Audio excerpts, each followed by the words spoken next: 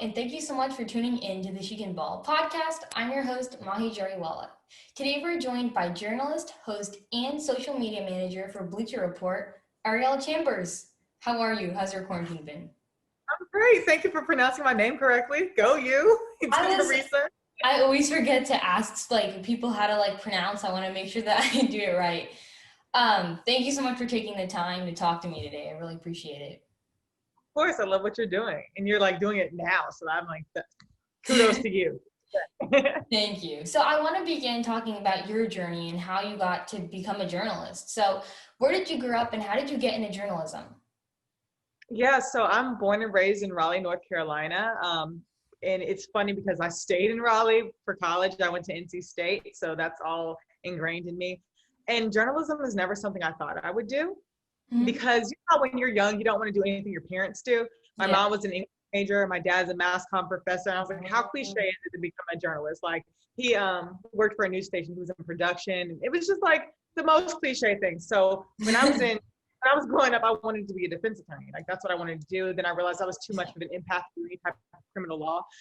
So that just wasn't going to be the case for me. And because I've grown up loving women's basketball, because, Raleigh, we had Kay Yao growing up. She was the women's basketball coach. She passed away from breast cancer. But just growing up around that, I was like, let me just utilize what my background is and what I love and make it a career. And that's what ended up happening.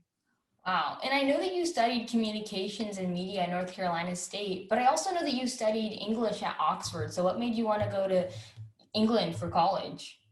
It's just a challenge, to be honest. I've always loved Brit Lit. I'm a big Keats person. I ended up studying Shakespearean literature when I got to Oxford, but I was huge on Keats for no reason. We have a little itch for something. So I was why not Brit Lit over there where it is? And so the interesting thing about the education over there is it's more application based. So we would read a play and then we would go to the theater, see Titus and Andronicus, and you see them eating each other in person. It's just kind of freaky, but you retain more information because of the way they teach.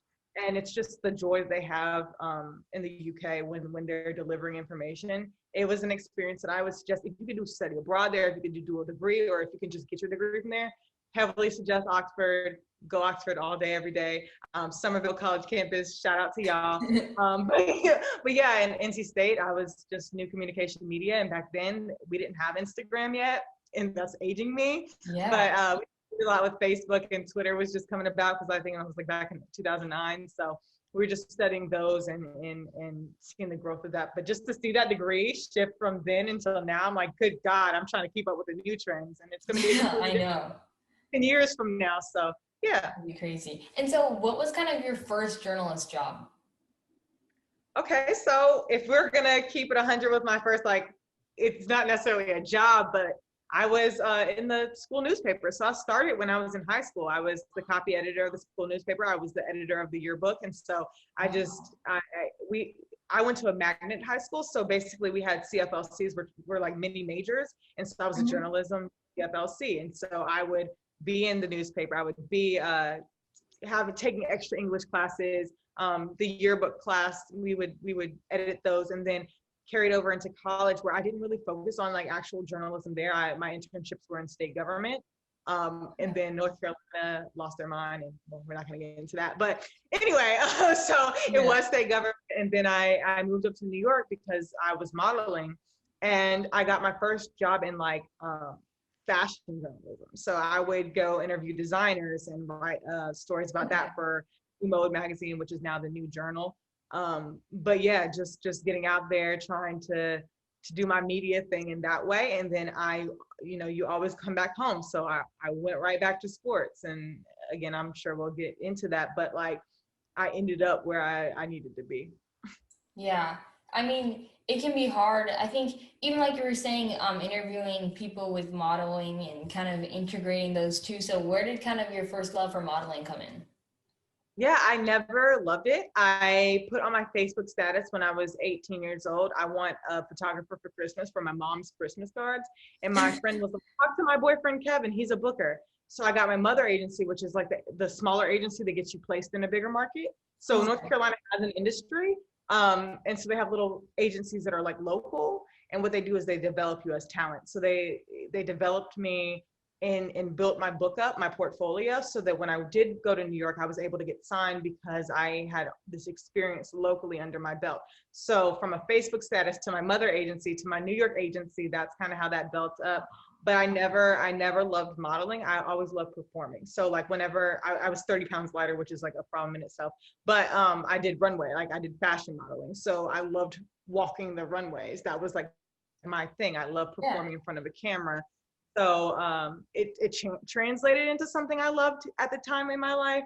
But I never was like, I'm going to be a model. Granted, was I 5 feet in the third grade? Yes. Was I 5'11" by the time I hit high school? Yes. So it was kind of in my DNA, but it just naturally flowed to my life. Cool. And so how did you end up working at Bleacher Report? Yeah. So to make ends meet in New York, because New York City has ridiculous prices for rent, I not only modeled, but I was a cheerleader at MSG, Madison Square Garden. So what we have to do when you're in entertainment at Madison Square Garden, a lot of times you do it year round. So you do the Knicks, the Rangers, and the Liberty. And so the New York Liberty is the WNBA team. And so they would play at MSG in the summertime. And I had a couple of friends who played in the league. And so I was really into it. I've always just wanted to work in the women's side of things anyway. I actually did the Knicks because I went to one of my friends' games before I even knew that they had a cheerleading squad.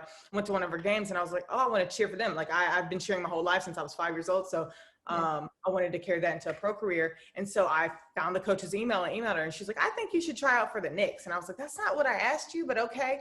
So I ended up having to do Knicks for a full season before I got to do Liberty. And I did the Liberty and I noticed that there was nobody covering them. And I was like, these are the top 144 athletes playing in the world's most famous arena. I don't understand why media's not breaking down doors to cover them. Yeah. So I sat down with my friend Tiffany McPherce, who was the first resident DJ that was a woman in Madison Square Garden history. And she was like, well, if you don't like it, change it yourself. And so I would be in the away team hotel rooms and post up my phone and talk to my friends and post them on Twitter and gain traction. This was about 5 years ago, gained traction. And then I started writing for, it's now The Next Hoops. And Howard Megdal gave me my writing opportunity so I can get credibility in the industry. And then Bleacher Report found me on Twitter and said, do you want to start up our women's platform? And I was like, not really, like, because I liked my freedom. But they were like, no, you can do it your way. We trust your side of things. Just do it your way. And so that's literally how it happened. I did it myself, and then a big company found me online because we all have the tools that we need. We all have phones, so might as well do it yourself. And big companies find things like new raw talent, and they found me and they placed me there. That's amazing that you had a passion and you decided to do something about it. And you know, you're so right. You use using the resources that you have because, yeah, that's awesome. And so, how did you kind of come up with HighlightHER? So when I got handed the platform, it had no followers, and it was called We Are Jayla. And so the first thing I said was like, why is it named We Are Jayla? Like, I'm confused. They were like, well, this is a name all encompassing of women. I was like, but it's not. Like, I don't know one Jayla. Like, this is not making sense to me. And because we're in the House of Highlights umbrella, it just made sense for me, HighlightHER, because it's like highlighting women, and it just made sense. So I worked really hard about 8 months to get the name changed and just to build a platform there up. But yeah, when I inherited it, it had no following, and I was just tasked with building up the following. Renamed it, got it verified on my own. It was just a really good process because I had to grind. It was a lot of work. Like, I was talent booker, social programmer, shooter, editor, and producer for a long time, until a lot of times when you have a passion that people are like investing in you to carry out, you have to do it yourself so you can prove that there's interest there. So my first year at Bleacher Report was just proving the interest, right? And now I can finally look back 2 years later and be like, these are the fruits of my labor. This is why I was working so hard to make it count, because now we're like the fastest growing one. And now you see other platforms wanting to cover women. You see like my friend Chloe Pavlik, she made Overtime Women's Basketball. That was a space that nobody had occupied before. Yeah. And for HighlightHER, it's like all sports. And so that's a space that rarely anybody occupied before. And so and then W Slam, like Slam didn't have a women's platform. That's my friend Camille who created it. So it's just like serving a white space that nobody thought that there was interest in it, and just proving the success of that and pushing it forward. And so it's just better off for all women all across the board. Yeah. Yeah, and I think building a platform is so hard, especially on Instagram these days. And so I know there's a lot of people out there. Me personally, I'm trying to grow my platform as well and try to have my podcast impact more people. How did what was kind of a big thing that kind of helped you grow your platform? Because I think you have over 70,000 Instagram followers on HighlightHER. Congratulations, by the way. People think that Bleacher Report does more than it does. No, we grew them organically. So I was really proud of that. And I'm just thankful for my friends that I've had, like whether it be professional athletes or just friends who are already influential on Instagram for reposting things. It's just like all about networking and getting people to believe in you so that they help promote your work. And so that's what happened when my first day on the job, I screenshotted it and put it on my platform. I only have 17,000 followers. So it grew about 3,000 to HighlightHER. Well, we are Jariwala back then.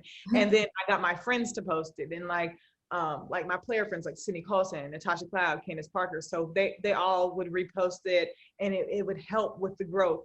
Then let your work talk. So once you get to know your audience and what can go viral and what people care about, it ends up on people's explore page. And you're like, what's this? And so they click to your page and they're like, oh, this is kind of cool. Let me follow it. And that's how it happens. It's just a trickle down effect.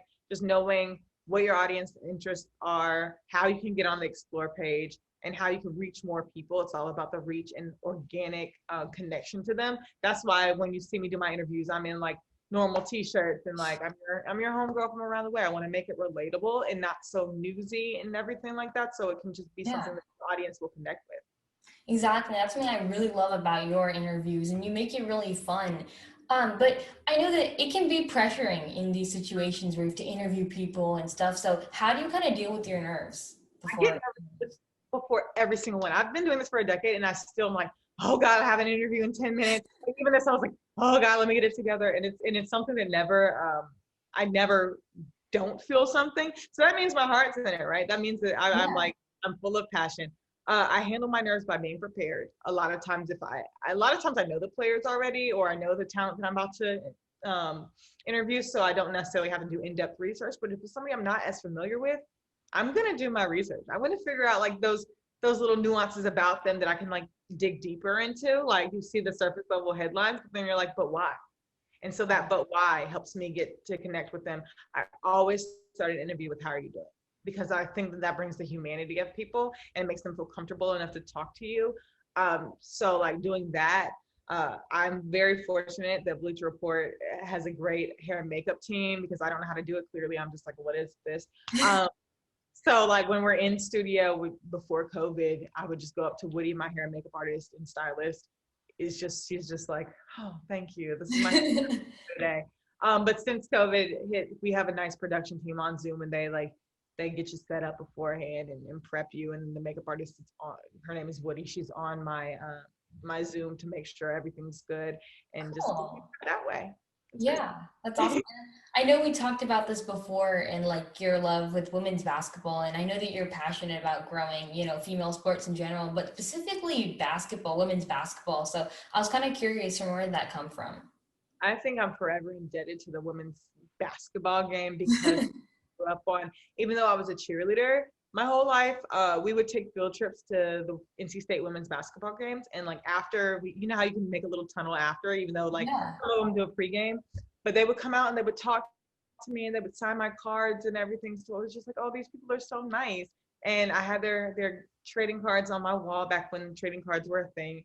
And I just thought it was so dope. So it shaped me like, hey, I can, no matter what status I am, because back when you're 7, you're looking at collegiate athletes like, oh my God, they're the end all be all. So like, no matter how high I am, I'm going to, treat everybody with the same respect. I'm going to acknowledge everybody. And so it just instilled all these values in me that I'm just like, I'm forever indebted because they showed me what kindness was. They showed me what accessibility was. They showed me what paying it forward is. They showed me that no matter what place you think you are in life, you can give back. And that's why I feel like the game that shaped me when I was so young about respect and all my morality, like I feel like a little girl should have that same experience. So even if you're not into basketball yet, let me make you fall in love with basketball and like women's basketball or now women's sports in general, because these people are great role models for the younger generation. Yeah. And I thought it was so cool that did you ever play basketball? Never played in my life. And I think that's so cool that you still found things about women's basketball to love. And I think that's beautiful in itself. It's funny because, I still model. And so a lot of times clients want to book me on basketball. I'm like, I can tumble for you. It was funny. I shot N1 2 years ago and they were like, yeah, can you do any like type of dribbling drills? I'm over here tumbling on the set because I'm like, I don't know what to tell you guys. I don't do this, but I can talk to the athletes, but I cannot play. And so I have found my passion outside of my talent level. So that's really funny. No, but that's awesome. And I know that you've had a very successful career so far, but what are some hardships you had to face along the way? Oh, I mean, just getting people to care about it, just getting people to simply care and want to interact with, the content pieces. You have quotas once you become a part of a bigger company. So just meeting those quotas. But like, I think just because it's such a new area for everybody, Yeah. the overall investment in the women's game has got to improve. It's just got to improve.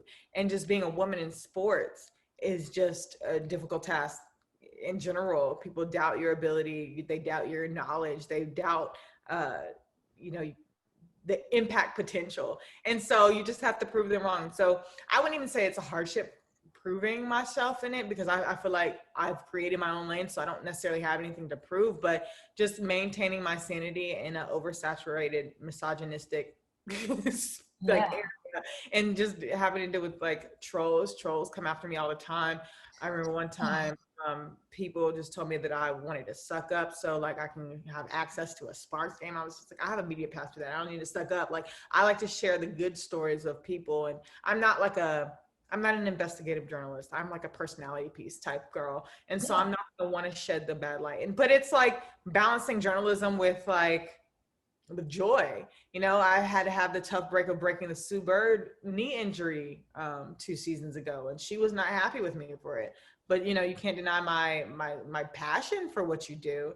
But sometimes I have to deliver those hard stories. So that's something that I'm struggling with, because I am an empath and I do care a lot about people. So like whenever they're mad because I've reported something, it's kind of like a sticky situation. But then how do you kind of stay focused on your path and realize like this is something I want to do? Because it can be hard, especially you're saying with trolls and like all these things come along. Like, what do you think really helped you ultimately to drive and push through those situations? My tribe. You have to keep good friends around you. Um, you have to keep good people around you to keep you focused and be like, Ari, you're not here to be everybody's best friend. You're here to grow the game. Or Ari, what is this person? Does this person pay you? They don't. So why are you paying attention to them? So it's like the people that you keep around you. Like when I first started off, like I didn't have any money, and so I was trying to cover these games by like crowdsourcing, like GoFundMe's and stuff like that. Sometimes I didn't have enough money to eat. And Angel Gray, whenever she would come in, like she would, buy my lunch. Or like if I were on the road, like for ACC Media Day, I would stay in her hotel room or Monica McNutt's hotel room. And it's just that generosity, that grace that they gave me when I first started out. Like I can't wait to do for other people. I know that for NBA All-Star, I had an extra room, so I gave it to one of my friends. But it's just that paying it forward. But to keep you on track to your passion, you have to have a good friend group, because people who say they do it alone, they're lying. They cannot do it alone. This is a tough industry. You will drown if you do not have people to uplift you. So Yeah, even with athletes where you're giving your work, I think Carrie Champion talked about this with Misty Copeland, where you're putting your work for other people to judge. And that can be so tough because you have to be able to kind of take that criticism. I'm a very sensitive person, and so when people say things to me, I'm like, oh. But how did you kind of like take that and try to like not really listen to other people and kind of just do what you wanted to do? I've always been really, really confident, because it's like, sounds arrogant, but like you can't comment on my looks. I literally get paid to look the way I do. You can't comment on my education level because I have a degree from Oxford. Like you can't comment on me not knowing it, because I've proven time and time again I'm encyclopedic about the WNBA. So it's like, what can you possibly say to me that would affect me, that won't let me keep going? And there's nothing. And so just knowing that, like when people, the only time I get really upset is when people come from my character or say like things like that would impact my moral standing, because all I do is sit in my apartment and talk to athletes, right? I'm like unproblematic. So when people try to create drama and problems, that has altered me. But like as far as like trolling regarding my credibility in this space, never had to deal with it. And that's what I would tell like somebody younger. Like if you're so equipped that can't nobody tell you anything, like what can they say? If you have that education to back, if you have the passion, if you have the knowledge of the sport, if you have you know yourself put together, not even like are you cute or not, like that's, I mean, I feel like everybody's beautiful, but like if you present yourself in a way that you're proud of, Yeah, what can anybody say anything to you about? Like exactly. That's awesome. I mean, that's not arrogant in any way. That's amazing that you're so confident in yourself. I think we all need to strive for that. everybody needs to be confident. There's only one you. Exactly. And you've interviewed so many amazing people, Candace Parker, Liz Cambage, I can go on, but what has there been one story that has like really inspired you? Tierra Ruffin Pratt's story about how, you know, we've been dealing with the Black Lives Matter movement. This year in particular, I remember marching 4 years ago, but this year in particular feels different. When I was talking to Tierra Ruffin Pratt, she was telling me a story how on her draft night, her cousin got shot by the cops. And so just knowing that she carried that, like the most exciting time in her life is also the most grief-stricken time of her life, really impacted me. And just for her to be so courageous to share that, I thought that that was a really good, deep story. I mean, I hate that it happened to her, but just to have that experience and knowing you're still playing, you know, 8 seasons later and persisted because, you know, you want to carry on your cousin's legacy. I thought that was really, really amazing. And to see Skylar Diggins Smith open up about her struggles with mental health after she birthed her son, I think that's amazing. Just to see the humanity of these players. Anytime I can get that humanity of them, it's dope to me.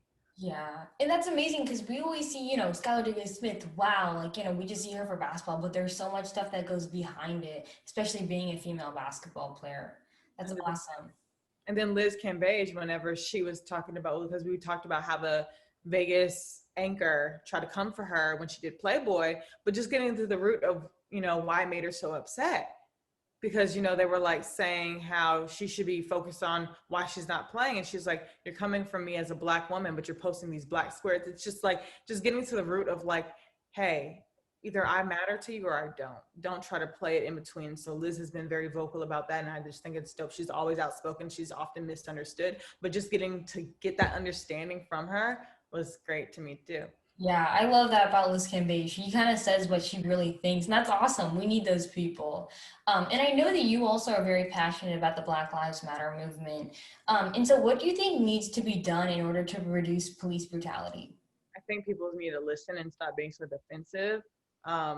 Really listen to the cause. And I hear a lot of people saying, but we don't support the organization. I'm just like, you don't even know why you don't support the organization. Like literally just like, it's just communicating that our lives matter. So I think that first of all, it's going to be a certain level of listening and empathy. Like you have to be willing. And then reconciliation, just the trust between the two communities. And this is people of color versus non-people of color when it really boils down to it. So Black and brown people have been so disenfranchised. You know, I'm part Lumbee, so like I'm Native and Black, so I have both of those things under my belt, and I see how the Native American or Indigenous people are so disenfranchised by the system right now. So it's just completely like taking a very hard look at the system and figuring out how to restructure it so it serves everybody. But that's going to take a willingness from the majority, from the white people, to be like, okay, we want to change. We can give up the white supremacist mentality in order to serve people equally. And that's what it's like, very sticky with the socialist situation, because like I feel like everybody should be able to live a good life. I just do. I feel like everybody should be supported by the country that they live in. And not to get too political, but like, why are we letting half of the country be all great and stuff, and then the other half living on the side of the street? It doesn't make sense to me. So empathy, listening, reconciliation, and rebuilding trust. There you go. Yeah, no, and I think because I'm not a black person, so we've never gone through these things, and I think a lot of people that haven't gone through it, like listening is so important because you don't know, we've never been through these things, so that's so true. Exactly. And it's taking, because, okay, as a black person, I'm privileged in still having a job. I'm have a good salary, you know, but I'm still judged by the color of my skin. But just because uh, my skin not privilege, skin non-privilege, I guess, I have not wealth privilege, but I'm okay in this economy. There are people that aren't okay in this economy. I have to think about those people when making decisions for, you know, my political beliefs and everything. I have to think outside of myself, and it's going to require people who aren't disenfranchised, who are privileged, to think outside of themselves and think of the people as a whole in order to like have the world a better place. People can't just be on the pageant stage saying, "I want world peace," if you're not willing to, you know, sacrifice for that world peace. Am I going to probably like, are people that I know, maybe me, going to have to pay more taxes? Maybe, you Yeah, know, that's okay. Because if we can have a more stable, more um, a better peaceful, world. Yeah. united world, then that's worth it. Harmony matters. Exactly. So true. And my last question for you is, what advice do you have for girls that may be looking to pursue journalism? Because I think in the sports field, it is competitive, you know, and a lot of us, and I love about you is you're still finding a way to stay involved in sports, but not necessarily playing in sports. And which is why I think it's so fun to bring journalists on here and talk about that because we never really look at that kind of side of it. We just think, all right, going to the WNBA, but there's so much other stuff that you can do and still stay involved. So what advice do you have for girls that might be looking to do that? Figure out what you want to do in the space and figure out how to make it happen without a bigger company. So you have, for me, I love interviews, right? I had everything I needed on my phone. Everything I needed was right here. I have a camera, I have me, and I have social media. Post it. Grow your following now. Do not wait till you get to college. Don't wait till you get out of college. Literally do it now. Like my sister Taylor Rooks, she works with me at Bleacher Report. She started her blog in college, and she got picked up by I think SNY, and SNY blew her up. But that was after she did the work herself. So do the work yourself. I did the work myself by going in those hotel rooms and talking to those players. I did the work myself by cold DMing people that I don't know. You have to be proactive in this because there's no space for passiveness in the sports industry because what you're not doing, somebody else is already doing. So get ahead of it.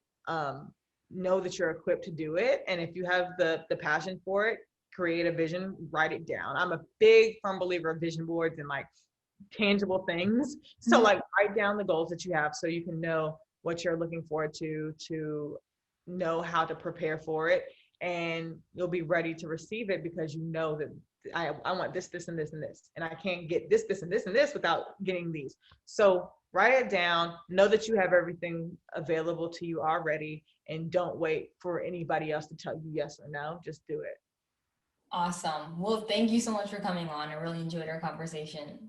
Oh, you're brilliant. I was not doing this in high school. I was literally running around with a crop top on, doing who knows what. But I salute you for what you're doing. Again, everybody should be like you, just emailing and DMing people that you don't know so that you can form a relationship so that when you guys do graduate or when you guys are looking for jobs, you'll already have those connections.